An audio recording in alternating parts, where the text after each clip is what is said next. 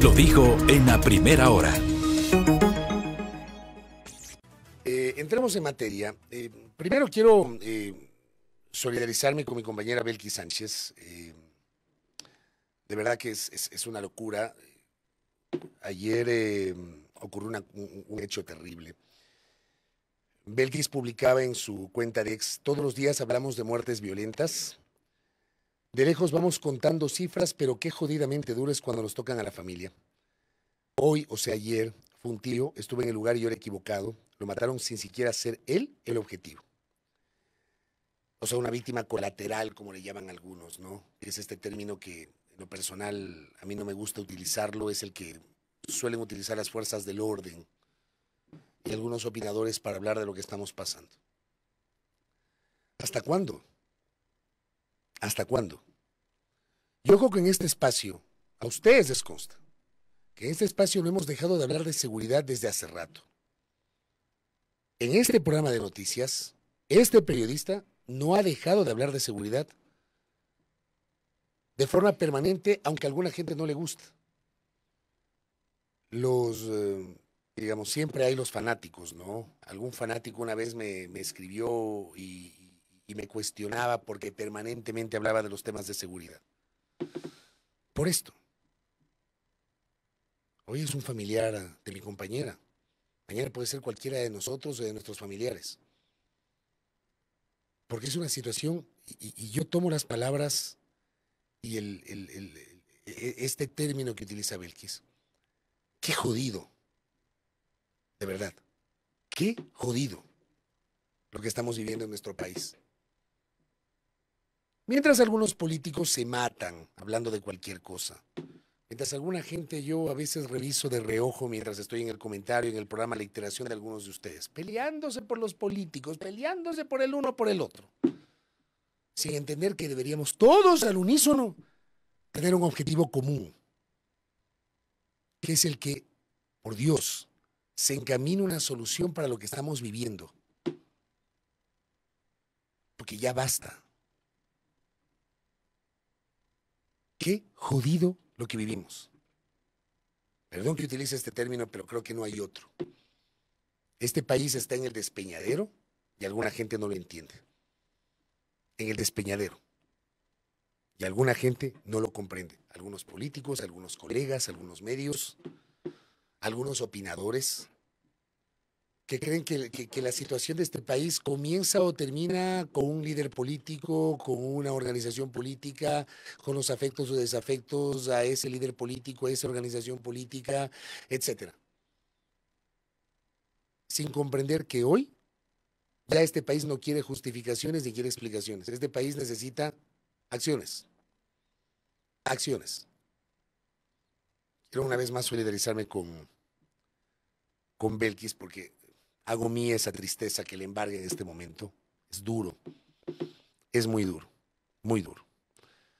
Abrazos a Eduardo Espinosa Fernández, que está en sintonía. Gracias por esas palabras y también gracias a ustedes que expresan su testimonio de solidaridad con mi compañera, con quienes hacemos este espacio, pero particularmente con mi compañera y amiga.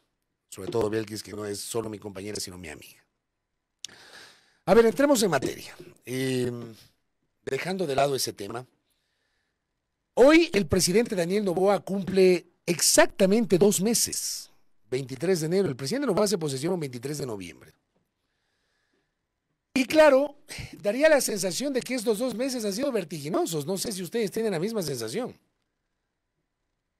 Yo tenía, digamos, algunos reparos y algunos resquemores por la lentitud con la cual comenzó la gestión de gobierno. Lo sigo teniendo en algunos espacios. Yo creo que todavía no tenemos claridad sobre algunos temas, sobre el derrotero que va a seguir el gobierno en ciertos rubros. Pero digamos que Noboa en estos 2 meses ha enviado 4 proyectos de urgencia en materia económica a la Asamblea. La Asamblea le ha aprobado 2. Declaró el estado de excepción hace 2 semanas. Hace exactamente 2 semanas también tomó una medida inédita para el ordenamiento jurídico ecuatoriano, que es la declaratoria de conflicto armado interno y el establecer que los grupos de delincuencia organizada son organizaciones terroristas. O sea, más allá de los cuestionamientos que pueda haber en uno o en otro sentido, es una decisión inédita que la tomó Noboa, que no la tomó Lazo y que no la tomó Moreno. Pero en el camino, evidentemente, uno tiene expectativas de lo que pueda pasar después. O sea, ayer presentábamos un poquito las cifras, conversábamos con ustedes, generamos aquí en este espacio un comentario crítico sobre alguna visión del gobierno respecto de la reducción de muertes violentas, que para algunos termina siendo solo una estadística. La reducción de muertes violentas. Claro, tienes a los militares en las calles, está claro que va a haber una reducción de muertes violentas, pero yo les decía ayer qué va a pasar después de que los militares ya no estén en las calles, porque no puedes tener un estado paramilitar, un estado ahí donde tengas a los militares a perpetuidad. No hay cómo hacer eso. Yo les decía ayer qué va a pasar después. Pero en medio de todo esto, tal vez la gran inquietud, aparte de la seguridad, o sea, en el ámbito de seguridad, uno ya tiene certezas sobre lo que está haciendo el gobierno. Tenemos inquietudes y dudas sobre lo que va a pasar después.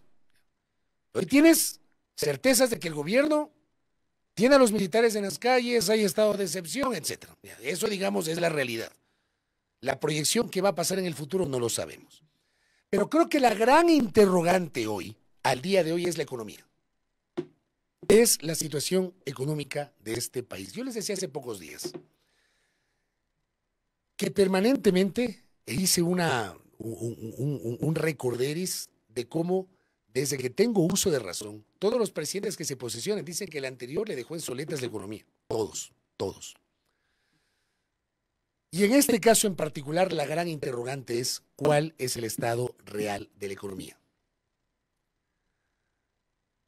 Tan desastroso como lo pinta Noboa,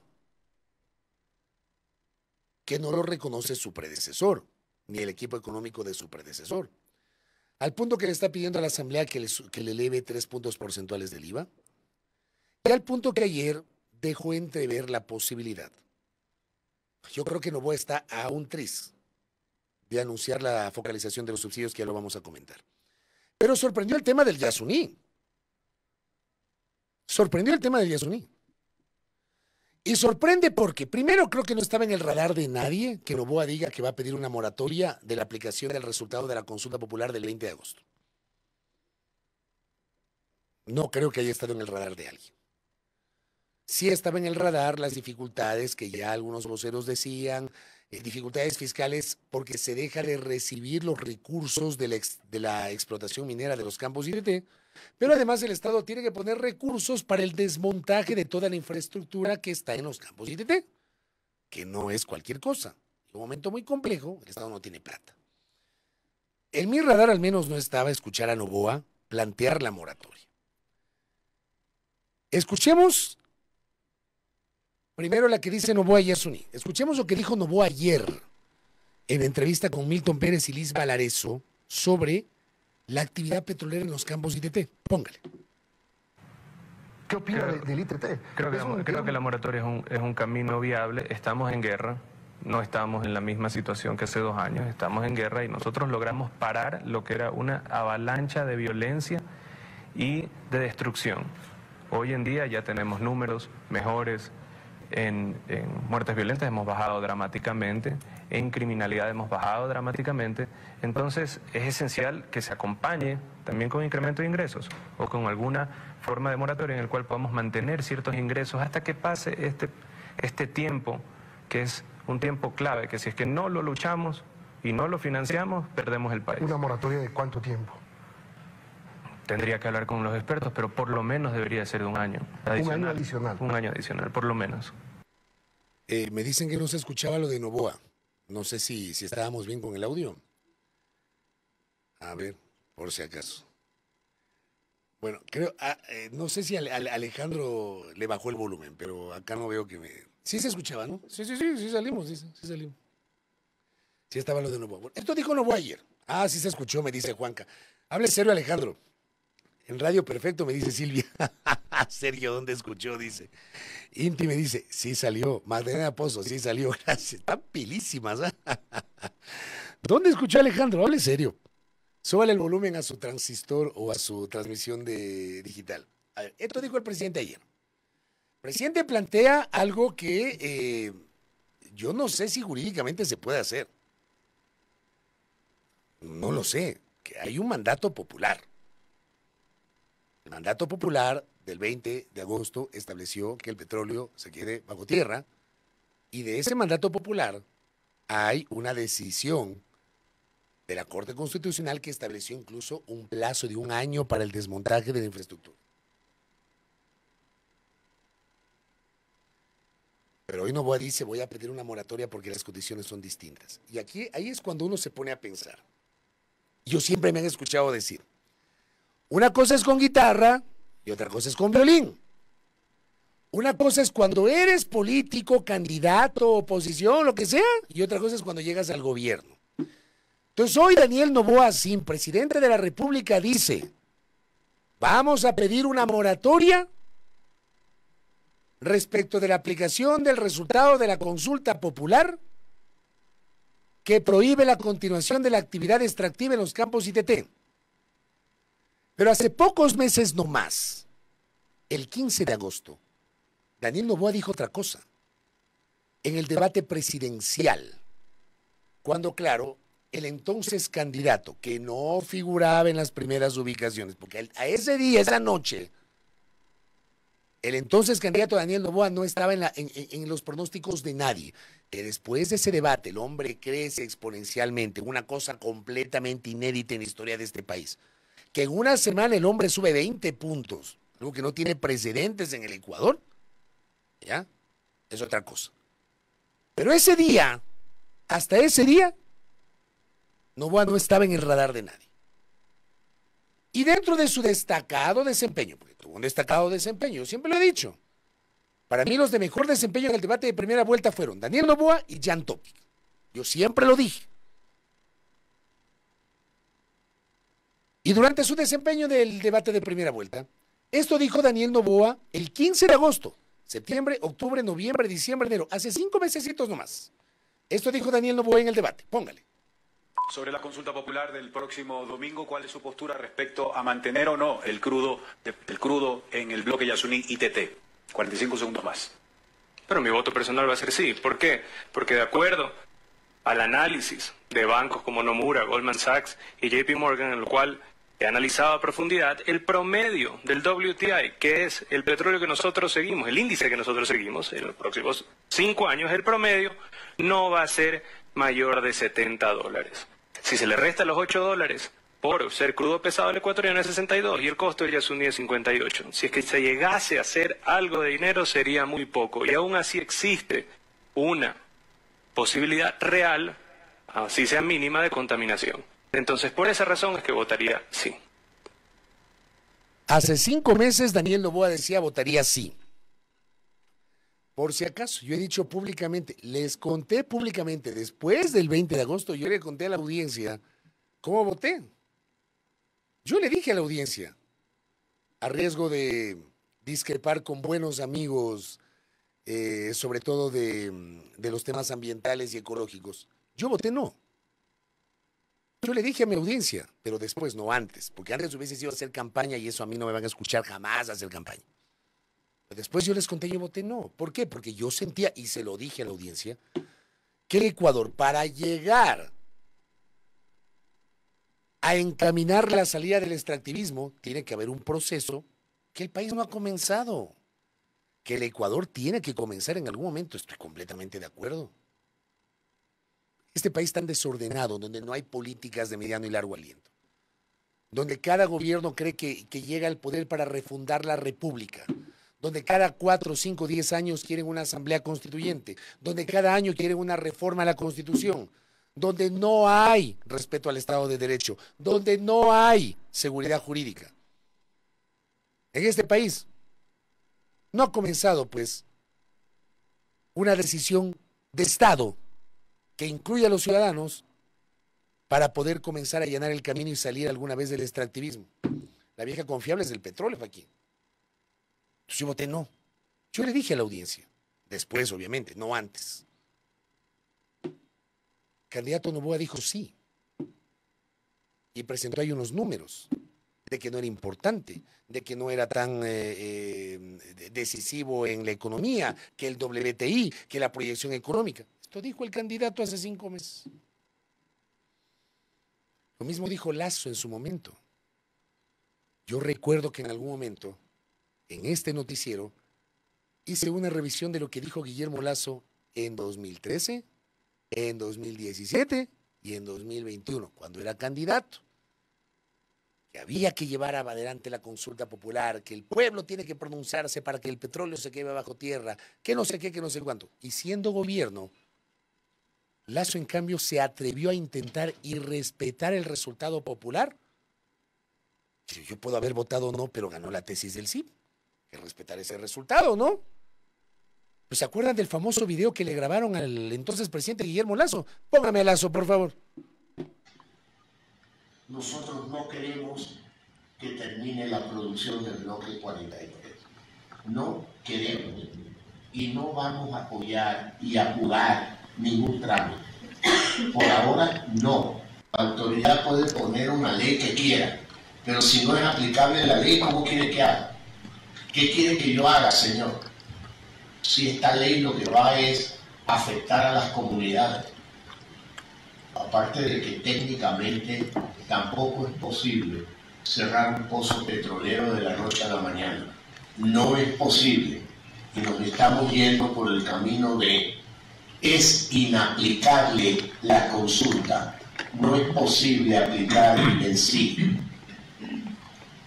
Comprendan que no es posible y que vamos a sostener esta posición el mayor tiempo posible. ¿Cuántos barriles de petróleo al día produce el campo 43? Ya, esto dijo Lasso, ¿se acuerdan? Se presentaban como muy demócratas, ¿no? Muy demócratas. Y muy suelto de huesos, en una reunión con sectores sociales de la Amazonía, dijo, es inaplicable. Muy demócrata. Yo insisto, lo dije en su momento, yo creo que este país no estaba preparado, pero hay un pronunciamiento popular que tiene que ser respetado. Ahora, que hay una situación económica compleja, sí, pero ¿qué hacemos? O sea, y este es el dilema en el cual nos ponen los políticos. El propio Lasso en su momento, que nos dijo una cosa como candidato y dijo otra siendo presidente. El propio Noboa, que dijo una cosa siendo candidato y 5 meses después plantea en cambio una moratoria. Porque se encuentra con una situación en soletas. Por eso digo, una cosa es con guitarra y otra cosa es con violín. Ahora, ¿qué hacemos? Que ese es el gran dilema que tiene este país. Acá Sergio me dice. En las condiciones actuales de crisis económica, con el riesgo del país en 2.000 puntos, con guerra interna y violencia, con reforma tributaria sin consensos, aún no será fácil conseguir financiamiento en inversión privada. Hay que cambiarlo del ITT. Reforma tributaria más moratoria ITT abrirán fuentes de financiamiento a este gobierno y al próximo si la moratoria es de 3 a 5 años, que es el tiempo responsable para programar el cierre técnico de las operaciones en el Yasuní. Yo encuentro aquí 2 alternativas coincidiendo con lo que dice Sergio. Y me parece a mí que la voz cantante la tiene la Corte Constitucional. La buena alternativa sería volver a hacer la consulta, sobre lo cual la voz cantante tiene la Corte Constitucional. Me dice Francisco Herrera Arauz que puede repetir la consulta, está habilitado para deshacer en derecho lo que se resolvió en consulta, y es así. Dicen los abogados que en derecho las cosas se deshacen como se hacen. Recuerden ustedes que Daniel Noboa pretendía incorporar dentro de su intención de convocar a consulta popular, que ojalá que no convoque, ojalá que no convoque. Ahórrese esos $60 millones, presidente, no hace falta. Usted necesita, tiene otras urgencias, no una consulta. Yo no estoy de acuerdo con la consulta. Con esta consulta no estoy de acuerdo. Con el concepto de la consulta sí estoy de acuerdo, porque es una herramienta de pronunciamiento del pueblo. Pero con esta consulta no estoy de acuerdo porque hay otras urgencias. Ahórrese esa plata. Pero en esa consulta el presidente pretendía poner la pregunta de los casinos. ¿Por qué? Porque la prohibición de los casinos la aprobó el pueblo ecuatoriano en una consulta en el año 2011. Y para deshacer eso se requiere otra consulta. Aquí en Quito, por ejemplo, algunos sectores todavía tienen el debate y siguen añorando el tema de los toros. Para deshacer el tema de los toros tienen que convocar una consulta. La gran interrogante es ¿por qué nadie ha convocado una consulta por el tema de los toros? ¿Será porque no tiene tanta aceptación como creen algunos? Pues nadie ha convocado. Pero para deshacer eso tienes que convocar una consulta. Porque hubo un pronunciamiento del pueblo ecuatoriano en 2011 respecto de la prohibición de espectáculos públicos que terminan en la muerte del animal. Y aquí en Quito fue así. Las cosas en derecho se deshacen como se hacen. Sí podría haber una convocatoria, una nueva consulta. La Corte Constitucional tiene la voz cantante. Y lo otro, ahí está un elemento. Y la otra, porque creo que esto va a motivar una gran discusión jurídica. Una gran discusión y visiones respecto del derecho. Si hay un pronunciamiento popular, que guste o no, está ahí, porque ganó el sí. Si hay ese pronunciamiento popular, y se establecía inicialmente en el dictamen de la Corte un plazo, ¿se puede aplicar un diferimiento? ¿Bajo qué herramientas? ¿Bajo qué herramientas? ¿Es posible? Yo creo que la Corte Constitucional, y me lo decía ayer Fernando Muñoz Miño, que conversé con él en el programa de la tarde, en el programa digital. Fernando Muñoz Miño pertenece a Estados Unidos. Fernando obviamente no está de acuerdo con la moratoria. Fernando plantea que el gobierno en este punto tiene que echar mano de otras alternativas. Por ejemplo, el tema de la contribución a las grandes empresas, que no sé qué, o sea, son alternativas económicas. No está de acuerdo con la moratoria. Pero Fernando dice, al final, quien tiene la voz cantante es la Corte Constitucional. Yo le veo por él la cosa. Es la Corte Constitucional. Pero mi punto en esta parte del comentario, querida audiencia, es que una cosa es con guitarra y otra con violín. Y cuando llegan al poder se dan cuenta que las cosas no han sido como ofrecieron en campaña. Ahí se dan cuenta que ha sido más complejo el panorama, pues. Que en campaña te dicen no más impuestos y llegan al poder y te proponen clavarte con más impuestos. Que en campaña dicen no va a subir no sé qué cosa y resulta que termina subiéndote no sé qué cosa. Termina siendo así, ¿no? Ahora, donde yo también le veo una alternativa viable, que yo sí creo que el gobierno, este es el momento, presidente Noboa, este es el momento. Este es el momento de retomar el debate sobre la focalización de subsidios. Y me dio la impresión, ayer escuchándole al presidente Noboa, está muy cerca de esa decisión. Pongámosle la parte de los subsidios del presidente. La focalización de subsidios no afecta al pueblo. Y tenemos que tener focalización de subsidios mientras vamos mejorando nuestra eficiencia energética en generación y transmisión eléctrica, así mismo como en refinamiento nacional, o mientras se arma la estructura de refinamiento nacional, tener la estructura para maquilar y lograr un costo menor de diésel y de spray oil. No vamos a eliminar los subsidios al pueblo, no vamos a afectar al pequeño agricultor. Qué pena que estemos decepcionando a Leonidas Issa, que no va a tener ya discurso para hacer relajo, pero así no creemos que es la salida inmediata. Tiene que ir de la mano con una eficiencia energética, que el costo final para el consumidor sea el mismo. Yo sí estoy de acuerdo con esta visión. Lo vengo diciendo desde 2019 por si acaso. Por si acaso. Si es que a alguno se le ocurre decir alguna cosa. Yo lo vengo diciendo desde 2019. Cuando Moreno nos metió por las tranqueras el decreto ejecutivo a través del cual eliminó, no focalizó, eliminó los subsidios. En octubre de 2019, que detonó la serie de protestas, esas 2 semanas terribles que mandó el país. El camino es la focalización de subsidios, no la eliminación. La focalización. Los fundamentalistas dirán la eliminación, porque para los fundamentalistas no hay gente que necesita subsidios. Para los fundamentalistas, la pobreza es mentira. El que es pobre porque quiere. Porque también hay fundamentalistas, los que se autodenominan libertarios. Pero este país necesita ir a la focalización de subsidios, que los subsidios lleguen a los que menos tienen. Porque no hay derecho a que el rico y el pobre paguen lo mismo por el precio de la gasolina. Y ahí metan también el gas para los ricos. ¿Por qué el rico tiene que pagar el mismo precio que paga el pobre por el cilindro de gas? ¿Por qué el Estado tiene que seguir subsidiando el cilindro de gas al rico? Cuando el rico debería pagar el precio real. Y el subsidio del Estado direccionar a las clases más desposeídas de este país, que son muchos, son millones de personas. Yo creo que ese es el momento. Este es el momento en el que el presidente de la República debería liderar una decisión que desemboque en la focalización de los subsidios. Ahí puede liberar recursos, presidente. Ayer hubo una reacción de Leonidas Sisa en Majestad Radio, entrevista con colega y amigo Néstor Aguilera. ¿Qué dijo Isa? Escuchemos. Esperamos que retome de las mesas de diálogo que dejó firmado el presidente Lasso. Ahí dejamos 8 puntos cómo debería avanzar en la focalización de los subsidios.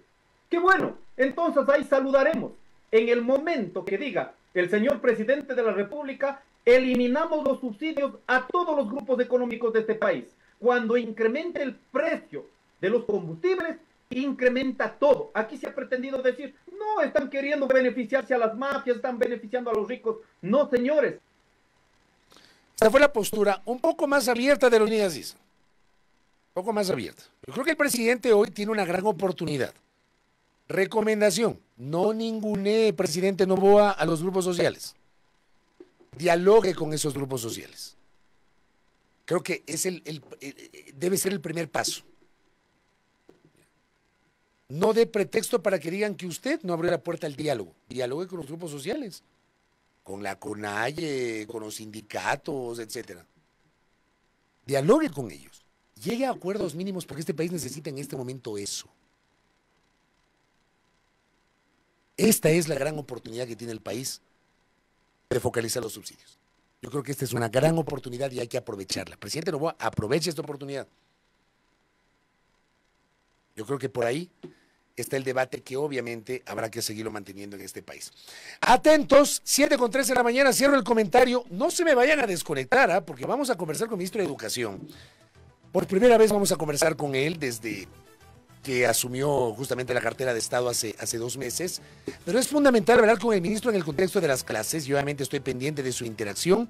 Hay preocupación de los padres de familia sobre lo que está pasando con la no presencialidad, la presencialidad en algunos sectores. Anoche el alcalde metropolitano pidió la apertura total de las clases en el distrito metropolitano de Quito. Veamos qué nos dice el señor ministro de Educación. Primera plana, todas las noticias, todas las voces.